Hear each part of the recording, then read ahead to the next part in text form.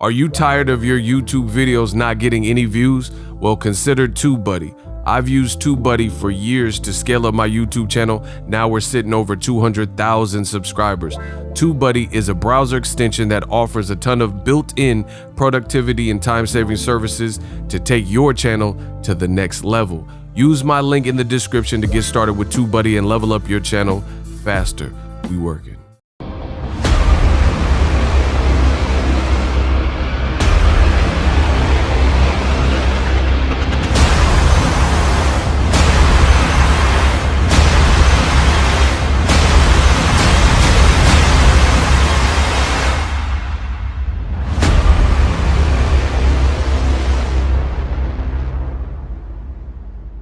I want to obliterate Errol, Spence.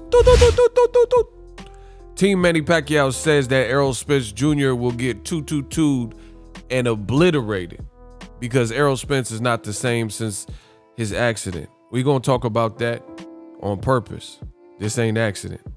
Smash the like button. What up, Fight World? It's your boy Ego, and I'm back with some more boxing. Make sure you smash the like button. Also, subscribe to my channel for the latest and greatest in boxing. If you want to become part of the gang notification gang, please hit the bell icon. Y'all know what it is. Man, appreciate y'all. Let's get it. The Sun has an interview with Pacquiao's strength and conditioning coach. You see the title, A Different Man. Manny Pacquiao will, quote, obliterate Errol Spence Jr. with American not same guy after a horrific crash. Wow. Amazingly, the WBC IBF welterweight returned to the ring, beating Danny Garcia on points over 12 rounds. Afterwards, he called out Pacquiao, but the Filipino icon strength and conditioning trainer Justin Fortune thinks it was ill-advised. Fortune told Sun Sport, Spence is a great fighter and a good champion, but he's not the same guy that he was before. Not at all. We saw that when he fought Danny Garcia. Everyone raves about how hard Spence punches when Danny Garcia came through 12 rounds. Danny Garcia also never pulled the trigger that night, or else Danny would probably have beaten him, I think. Yeah, but see, me personally, I don't like when people say stuff like that because that's a lot of coulda, shoulda, woulda. You know, he says Danny Garcia also never pulled the trigger that night, or else Danny would have probably beaten him, I think. But I feel like, doesn't that have to be a testament to what Errol Spence Jr. has done well? You know what I mean? Like, part of boxing is the sweet science, the art of hit, where you can hit them and they can't hit you back, and game plan and stealthiness, you know, things like that. So at the end of the day, I think that's a testament to Errol Spence, Derrick James' game plan, Errol Spence, God-given ability and skill and talent and power, you know, these various things. So I feel Danny Garcia, out of all his fights, high-level fights, Zab Judah, Lucas Matisse, Lamont Peterson, Keith Thurman, Sean Porter, Brandon Real, all of these fights, Eric Morales twice. He didn't pull the trigger in this particular fight because throughout most of those other fights, most of those guys didn't have Danny Garcia's face looking like how Errol Spence had his face post-accident. So I disagree with that because I think Danny Garcia not pulling the trigger was a testament to what Errol Spence was doing in there, you know, and I think that was clear to see. I think Danny was hesitant, and it was hesitant for a reason. But what do I know? Pacquiao's strength and conditioning coach goes on to say, you put Errol Spence in there with someone like Pacquiao now, Pacquiao obliterates him even at 42 years old. He's still the number one guy and has been the champ for the last 18 years. That in itself is phenomenal feat as an athlete in the sport, which is true. You know, Pacquiao, he's in the realm of a Tom Brady, you know, just a walking GOAT, you know. I want to, it's up to my fight with, you know, he's a legend. So I don't disagree with that.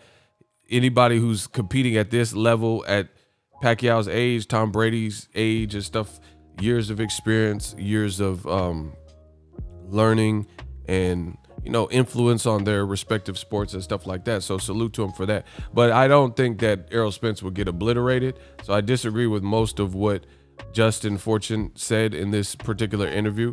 At the end of the day, my thing is this. I've been saying it for years on the channel. LSI, let's see it. If Pacquiao could do all this, then, you know, great. I want to see it. Let me see that, you know. So let's see it. That's all I want to see. You know what I mean?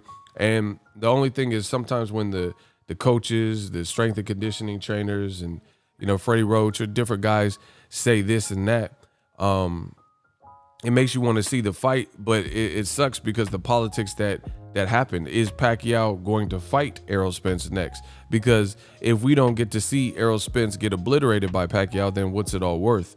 You know, what does it mean? Anybody could say this and that if the two never have a showdown, or don't have a showdown now when it matters, because things change over time and whatnot. But from what I've seen, Errol Spence, he looked fine. You know, I did, and I came into the fight realistic, saying, okay, he could have some wear and tear because he hit asphalt, he hit pavement, and he was in a vicious wreck.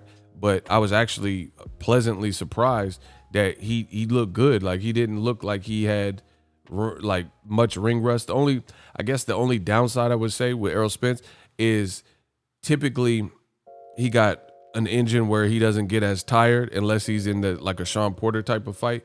But I do think he got a little tired with Danny Garcia. But as far as Danny Garcia, Danny got a beard. I tried telling y'all to begin, you know, I'm pretty sure I picked Errol Spence. I know I picked Errol Spence, but I'm pretty sure I picked him via how he won. So I was dead on with that prediction. And I picked it like a unanimous decision because Danny got a beard. He's experienced. He's also hesitant. If you have an opponent who's like looking to counter and they're hesitating and, you know, they're not really engaging as much, it's going to be harder to get the knockout without putting yourself in harm's way to potentially, you know, get countered or get hit. We know Danny is heavy-handed. So Errol fought a brilliant fight, a smart fight. Not every fight is going to be the same. And I think the way Danny looked was because of Errol Spence. You know, if Danny Garcia was in there with Sergey Lipinets, it wouldn't have looked like that. So really got to give props to Errol Spence. He looked dynamic. He looked good. He looked as good as you could expect coming off an accident. So I'm sure that helped his confidence grow, just showing that he could do it. No headgear, no sparring session, bright lights, healthy crowd. There was like 16,000 people, more people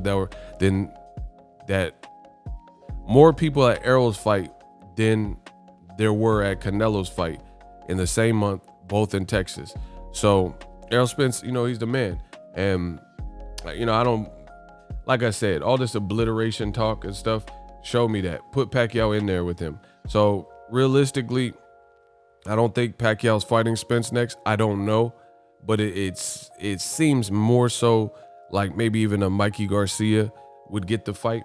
You know, he was talking about entertaining a Ryan Garcia fight as well. So we'll see what his next move is. But if we're talking like that, then they're making me want to see Errol Spence, Pacquiao. And if Pacquiao wins in this fashion that fortune is saying, then so be it. You know, props to Manny Pacquiao. But I see it being a different fight. I didn't see Errol being different after the crash. But, you know, that's my opinion. Drop your thoughts in the comment section. We work it. So if you enjoyed this video and want more content like this on the channel, you can show your appreciation by going to the PayPal donate button or the YouTube support button, and you can donate any amount that you feel is equivalent to the value of this video. Much more to come. Thank you guys for your support. Boxingego, the future of boxing.